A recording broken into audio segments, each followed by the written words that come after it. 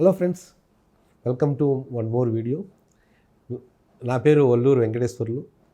నేను retired joint general manager from airport authority of India. అలానే real ఎస్టేట్లో 10 years నుంచి ప్యాషన్ ఉండటం వలన యాజ్ ఏ ఇన్వెస్టర్గా కానీ కన్సల్టెంట్గా కానీ ఇటువంటి వీడియోస్ చేసి నలుగురితో ఈ నాలెడ్జ్ని పంచుకోవాలనే ఉద్దేశంతో నేను వీడియోస్ చేస్తున్నాను. ఈ వీడియో చివరి వరకు చూడండి. మీకు నచ్చితే డెఫినెట్గా మిగతా మీ ఫ్రెండ్స్ కూడా షేర్ చేయండి. ఈ వీడియో ముఖ్యంగా ఏంటంటే, కన్వెన్షనల్గా రియల్ ఎస్టేట్లో ఇన్వెస్ట్మెంట్ చేయటం వేరు. రియల్ ఎస్టేట్లో ఇన్వెస్ట్మెంట్ ఒకసారిగా మనం చూసుకుంటే, ఇండియాలో రియల్ ఎస్టేట్లో ఇన్వెస్ట్మెంట్ చేసేది చాలా వరకు 49% of the people, 49% of their investment mostly in the real estate. ఇండియాలో ఓన్లీ 4 to 5% ఈక్విటీకి వెళ్తారు. 15% ఇన్వెస్ట్మెంట్ గోల్డ్లో, అట్లనే 15% ఇన్వెస్ట్మెంట్ ఇన్ ద ఎఫ్డీస్ పెడుతుంటారు. అదే మిగతా కంట్రీస్లో మనం చూసుకుంటే రివర్స్ అనమాట. అంటే బాండ్స్ అండ్ ఈక్విటీలో ఆల్మోస్ట్ 45% ఆర్ 50% యూఎస్ఏ కానీ యూరోప్ కానీ ఇన్వెస్ట్మెంట్ చేస్తుంటారు. ఇది బాండ్స్ అండ్ ఈక్విటీలో, షేర్స్లో అనమాట. అట్లనే రియల్ ఎస్టేట్కి వచ్చేళ్ళకే మిగతా కంట్రీస్లో around maybe 20 to 25% real estate investment చేస్తుంటారు.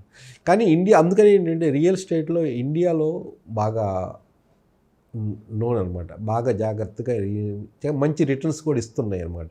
ఇక్కడ ఒక ఇండస్ట్రీకి అయితే ఇప్పటి వరకు అయితే రికగ్నైజ్ చేయలేదు గవర్నమెంట్ రియల్ ఎస్టేట్ని.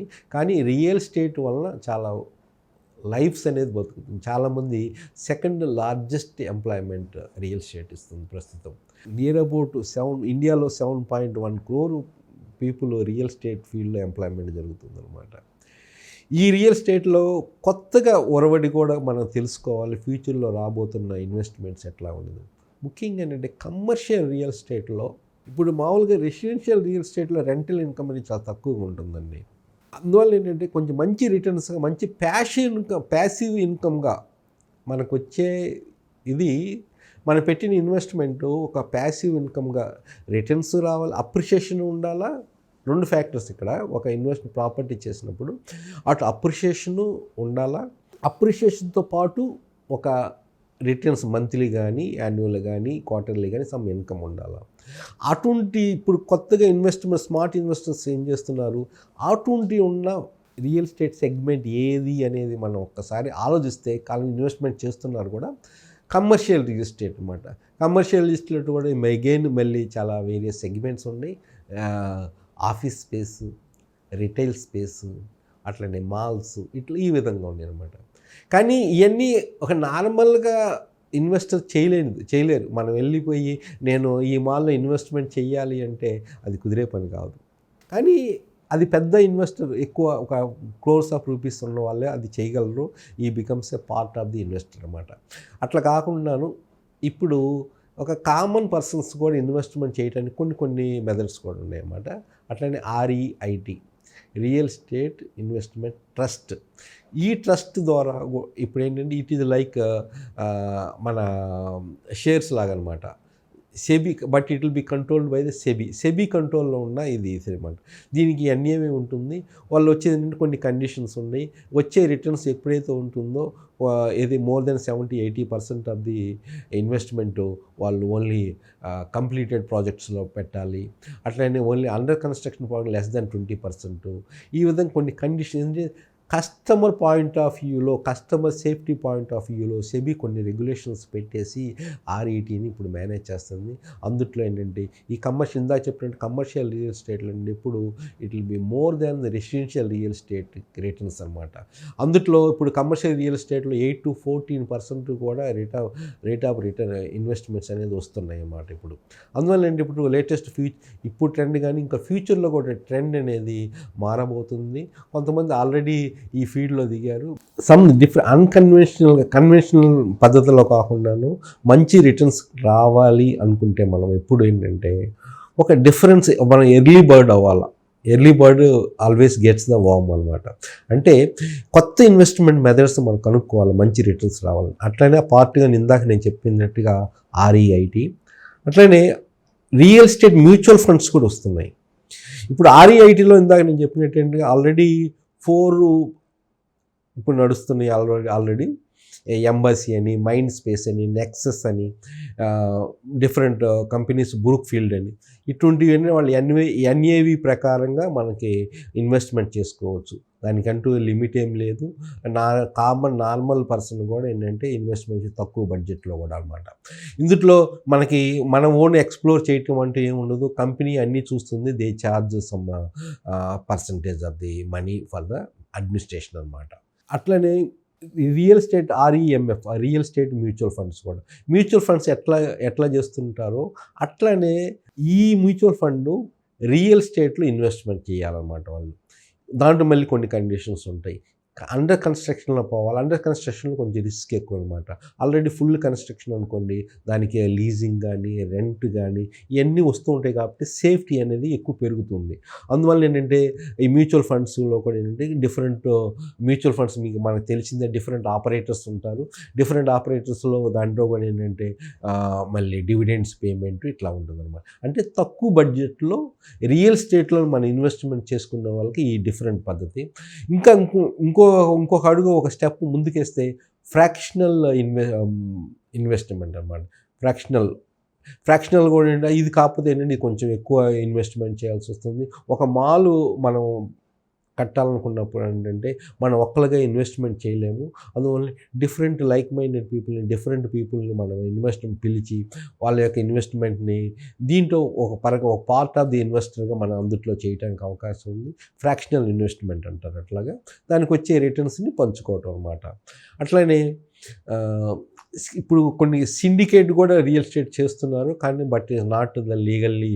సిండికేట్ అంటే ఒక ప్రాపర్టీ 5 crores అనుకోండి, ఒక ఇండివిజువల్గా 5 crores పెట్టలేడు కాబట్టి 5గురు కలిసి చేసుకోవటం అనమాట. అది ఎక్కడ లీగల్ కాదు. కొంతమంది చేస్తున్నారు, కొన్ని ప్రొఫెషనల్స్ చేస్తున్నారు, కలిసి ఫ్రెండ్స్ కానీ అట్లాగా చేస్తున్నారు. ఇంకొకటి మనం చూస్తే ఫ్యూచర్లో 1 BHK కూడా మంచి ఐటీ జోన్స్లో ఎవరికి 1 BHK కూడా మంచి డిమాండ్ ఉండబోతుంది. ఏ విధంగా అంటారంటే నా ఉద్దేశం ప్రకారము single person unmarried but salary is more, అటువంటి వాళ్ళకి అనుగుణంగా అమ్యూనిటీస్ కానీ మిగతా ఫెసిలిటీస్తో పాటు ఉండేట్టుగా ఒక 1 BHK అట్లా బాంబేలో ఆల్రెడీ ఈ సిస్టమ్ నడుస్తుంది. ఏ విధంగా అంటే వాళ్ళకి సపరేట్గా ఉంటుంది, అన్ని ఫెసిలిటీస్ ఉంటాయి. కొన్ని they charge more than hostels ఇప్పుడు ఎట్లా ఛార్జ్ చేస్తున్నారు దానికన్నా డిఫరెంట్గా ఛార్జ్ చేస్తారు. 1 BHK ఇది ఎక్స్క్లూజివ్లీ అనమాట, నో షేరింగ్ అనమాట ఇందులో. ఆ విధంగా ఏంటంటే ఆ ఫెసిలిటీస్ ఒక లగ్జరీ ఫెసిలిటీస్ ఏర్పరుస్తూ అతనికి ఉండము. ఈ ఇన్వెస్ట్మెంట్లు ఇందులో మనం ఇన్వెస్ట్మెంట్ చేసామనుకోండి, ఇందులో ఒక ప్యాసివ్ ఇన్కమ్ వస్తుంది. మనం ప్యాసివ్ ఇన్కమ్ రావడానికి అవకాశం ఉందన్నమాట. మన పార్ట్గా ఉన్నాము, ఒక పార్ట్నర్ చేస్తున్నప్పుడు మన దాని యొక్క ఇన్కమ్ తీసుకోవచ్చు. ఇంకో సెగ్మెంట్ కూడా నేను రీసెంట్గా ఒకటి చూస్తాం జరిగింది. ముఖ్యంగా యాదగిరి టెంపుల్, అట్లా యాదాద్రి దగ్గర, అట్లా తిరుపతి దగ్గర కొన్ని ఇన్వెస్ట్మెంట్ జరుగుతున్నాయి. ఆ ఇన్వెస్ట్మెంట్ ఏంటంటే ఇందుట్లో కూడా ఏంటంటే మనము ఇన్వెస్ట్మెంట్ చేస్తాము. అందుట్లో ఏంటంటే సింగిల్ బెడ్రూము, ఒక పర్సన్ మనం ఒక చిన్న ఫ్యామిలీ వెళ్తే ఏ విధంగా అవసరం ఉండదు. టూరిస్ట్ ప్లేస్ కదా, యాదగిరి గుట్ట వెళ్తారు ఎవరన్నా, అక్కడికి వెళ్తారు, 1 రోజు 2 రోజులు ఉండాలనుకుంటారు. అక్కడ ఉండటానికి హోటల్కి వెళ్తే కొంచెం ఎక్కువ ఉండొచ్చు, ఇటువంటి ప్లేస్లోకి వెళ్తే కొంచెం తక్కువ ఉండడానికి అవకాశం ఉండే విధంగా వాళ్ళకు అనుగుణంగా ఒక చిన్న లివింగ్ రూము, ఒక టాయిలెట్, ఒక మీరు ఉండటానికి అనమాట. ఇంకా కిచెన్ పెద్దగా ఏం లేకుండా అనమాట. అందుట్లో కూడా ఇన్వెస్ట్మెంట్ చేస్తే ఎట్లా ఉంటుందంటే నేను ఒకటి ఇన్వెస్ట్మెంట్ చేయడం జరిగింది. అది ఒక 3 years బ్యాక్. అది 15 lakhs పెట్టేసి ఇన్వెస్ట్మెంట్ చేశాను. అదే ఈరోజు ఒక 25 lakhs అంటున్నారు. మంత్లీ రెంట్ ఏం చేస్తారంటే ఆర్గనైజర్ చేసే వాళ్ళు ఏంటంటే అడ్మినిస్ట్రేషన్గా వాళ్ళు ఏం చేస్తారంటే వాటిని ఒక హోటల్ లాగా ఒక ఉపయోగిస్తారనమాట. ఎవరైతే ఆ టూరిస్ట్ ఆ ప్లేస్కి వస్తారో వాళ్ళకి ఆ రెంట్కి ఇచ్చేసి వాళ్ళ ఇన్కమ్ ఇస్తూ ఉంటారు. ఈ రెంట్ ఎవ్రీ మంత్ వాళ్ళ ఇన్కమ్లో ఉంచి అష్యూర్డ్ రెంట్ అనేది మంత్లీ ఇంత అనేది మనది కాబట్టి ఆ రూము, ఆ బెడ్రూము, ఆ లివింగ్ ఏరియా మనకి మంత్లీ ఇంతని ఇస్తారనమాట. అది మన పేరు మీద ఉంటుంది. కాకపోతే ఏంటంటే ఒక 10 ఇయర్స్, 15 ఇయర్స్ లీజ్‌కి ఇవ్వాలన్నమాట వాళ్ళకి. దానికి ఏంటంటే ఇయర్లీ ఒక 10, 15 డేస్ మనం వెళ్ళి ఫ్రీగా ఉండడానికి అవకాశం ఉంది. అట్లానే మంత్లీ ఒక రెంట్ ప్యాసివ్ ఇన్‌కమ్‌గా రావడానికి అవకాశం ఉంది. ఈ విధమైన ఇన్వెస్ట్‌మెంట్స్ కూడా ఇప్పుడు ప్రస్తుతము నడుస్తున్నాయి. ఫ్యూచర్‌లో కూడా ఇంకా బాగా రావడానికి అవకాశం ఉంది. ప్రొవైడెడ్ ఏంటంటే ఆ బిల్డరు, ఆ చేసే అతను ఏ విధంగా మనకి ట్రాన్స్పరెంట్‌గా చేస్తాడు, ఏ విధంగా మొదటి నుంచి కన్‌స్ట్రక్షన్ అయిన ఎమ్మటనే అది యుటిలిటీలు రాంగాల్నే ఆ ఇన్‌కమ్ మనతో షేర్ చేయటం దాన్ని బట్టి కూడా ఉంటుందన్నమాట. ఈ విధంగా డిఫరెంట్ ప్యాసివ్ ఇన్‌కమ్ అనేది ఈ fractional sharing of the income, అట్లనే ఆర్ఈఈటీ ఏంటంటే బెస్ట్ ఇన్వెస్ట్‌మెంట్ అనమాట. ఇందుట్లో మనం పెద్దగా మన తల పగలగొట్టుకొని బాగా ఎక్స్‌ప్లోర్ చేసి రీసెర్చ్ చేయాల్సిన పని లేదనమాట రియల్ ఎస్టేట్‌లో.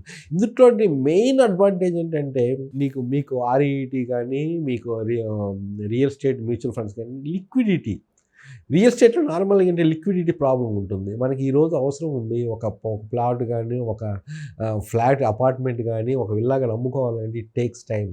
3 మంత్స్ పట్టొచ్చు, 6 మంత్స్ పట్టవచ్చు. ఆ ట్రెండ్‌ని బట్టేసి టైం పట్టింది. కానీ ఇట్లాగా ఆర్ఈఐటీ గానీ, ఆఫీస్ స్పేస్‌లో గానీ, ఫ్రాక్షనల్ ఇన్వెస్ట్‌మెంట్‌లో గానీ ఏంటంటే టైం పట్టదనమాట. ఇట్ ఈస్ ఆల్వేస్ లైక్ మీకు ఆర్ఈఐటీ నేను చెప్పాను షేర్స్ లాగా మీకు ట్రేడ్ అవుతూ ఉంటాయి. ఎన్ఏవి ఉంటుంది. మీకు ఈరోజు కావాలంటే ఈరోజే మనం తీసుకుంటే షేర్స్ 2, 3 డేస్ తర్వాత మీకు మనీ ఎట్లా వస్తుందో అట్లా రావడానికి అవకాశం ఉంది. అంటే పర్పస్ మనకు సూటబుల్‌గా ఉండాలి. మన ఇన్వెస్ట్‌మెంట్‌కి సూటబుల్‌గా ఉండాలి. మనకి ఎప్పుడైనా డబ్బులు కావాలనుకున్నప్పుడు ఇటువంటి టైప్ ఇన్వెస్ట్‌మెంట్ చూజ్ చేసుకోవటం బెస్ట్ అనమాట. Thank you. మీకు ఈ వీడియో చాలా వరకు ఉపయోగపడుతుందని అనుకుంటున్నాను. ఎందుకంటే ఇది స్మార్ట్ ఇన్వెస్ట్‌మెంట్‌కి మంచిగా పనికొస్తుంది. దీన్ని కూడా ఇక్కడ కూడా కొన్ని కంపెనీస్ చేస్తున్నాయి. కపిల్ టవర్స్ గానీ, ఇంకా మిగతాయి గానీ చేస్తున్నాయి. చాలా వరకు చేస్తున్నారు. You can explore it. It is a different alternative method of investment అనమాట. Thank you.